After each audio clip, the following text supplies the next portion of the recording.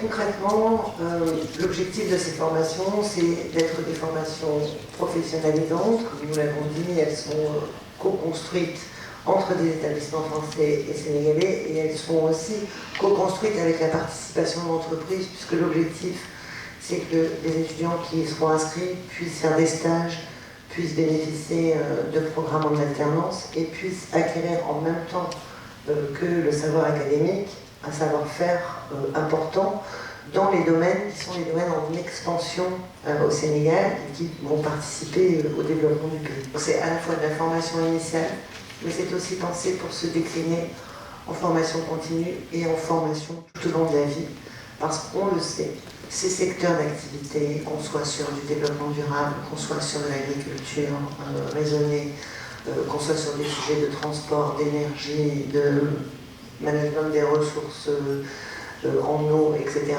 sont des métiers qui vont évoluer. Et c'est ce qu'a rappelé Monsieur le Ministre, l'importance d'avoir des formations qui soient agiles et qui évoluent aussi en fonction de ça. Les étudiants seront diplômés de l'ensemble des établissements qui construisent les formations. Donc ils auront un diplôme des établissements sénégalais, un diplôme des établissements français.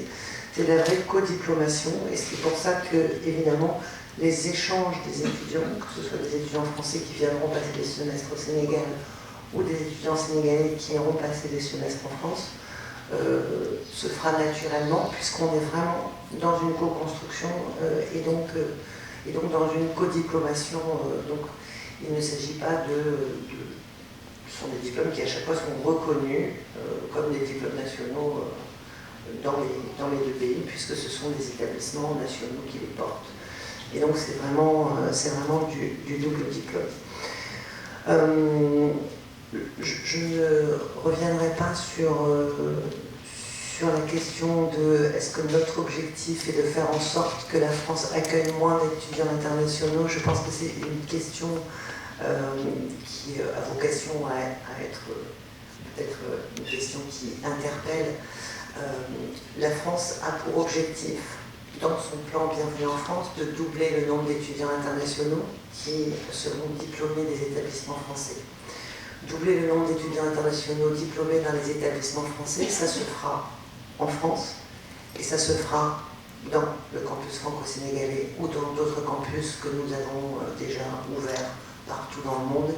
Et je crois que ce qui est important, c'est de faire en sorte que quelque part, et c'est ce que disait aussi Monsieur le Ministre, les jeunes gardent leurs racines et participent au développement de leur pays. On ne pourra pas continuer à avoir des gens qui vont exclusivement étudier dans notre pays et qui ensuite ne participent pas au développement économique et au développement social de leur propre pays. Les étudiants qui ont vocation à s'inscrire au sein du campus franco-sénégalais seront probablement majoritairement sénégalais, viendront peut-être d'autres pays d'Afrique, pourront être des étudiants français qui directement choisiront les formations données dans ce campus, puisque ce sont des formations, j'allais dire, qui ont été pensées et co-construites et donc qui n'existent pas en tant que telles, ni dans un établissement sénégalais seul, ni dans un établissement français seul.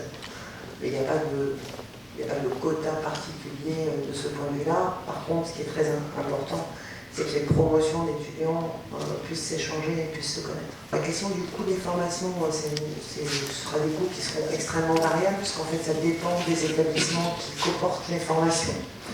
Et ce que nous essayons de faire, notamment en y impliquant les entreprises, c'est de faire en sorte que ces coûts soient réduits au maximum pour les étudiants.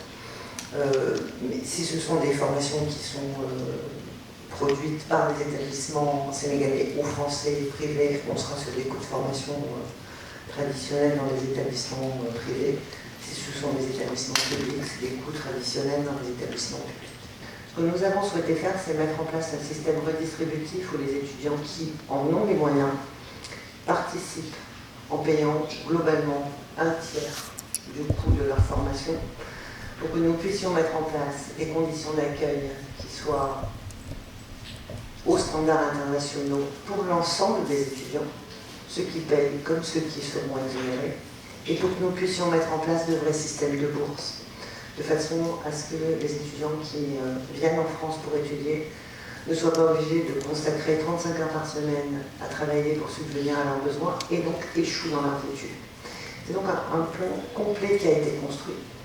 C'est un plan qui va se développer de manière progressive sur une dizaine d'années. Les établissements français sont très fortement encouragés par mon ministère à nouer de vrais partenariats avec des établissements internationaux, y compris évidemment au Sénégal, de manière à ce que, comme je le disais tout à l'heure, les étudiants qui vont venir en France dans ces établissements, ils viennent et ils soient accueillis.